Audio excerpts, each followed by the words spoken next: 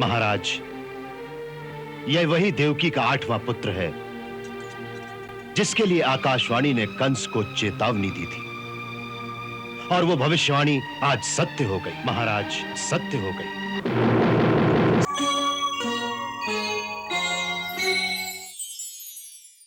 क्या कंस मारा गया? हां महाराज। किसने मारा उसे?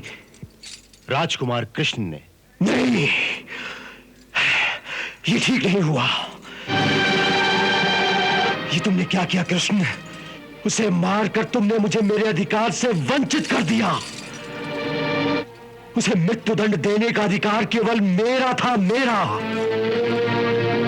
ऐसे महापापी को जन्म देने का जो पाप मैंने किया था, उसका प्रायश्चित यही था कि मैं अपने हाथों से उसकी हत्या कर देता। इसी संकल्प को लेकर तो मैं इतने वर्ष इस घोर अंधकार में जीता रहा हूं। फिर तुमने मुझे अपने हाथों से मारने का अवसर क्यों नहीं दिया, ताकि मुझे एक ऐसे जघन्य पापी पैदा करने के पाप से मुक्ति तो मिल जाती।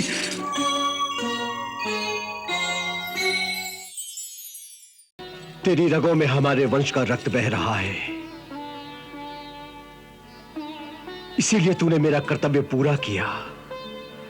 हमारे वंश ने कभी किसी पापी को क्षमा नहीं किया। तू भी ये बात सदा याद रखना। कंस को मारने के बाद नीति अनुसार अब उसके सिंहासन पर तेरा अधिकार है। सो राजा बनने के बाद इस बात को सदा याद रखना कि कंस की भांति छोटे छोटे निरीह बालकों की हत्या करने वाले किसी हत्यारे को कभी क्षमा न करना बेटा।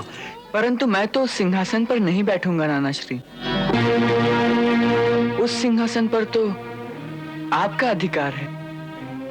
मथुरा के राजा महाराज उग्रसेन थे, हैं, और महाराज उग्रसेन ही मथुरा के राजा रहेंगे।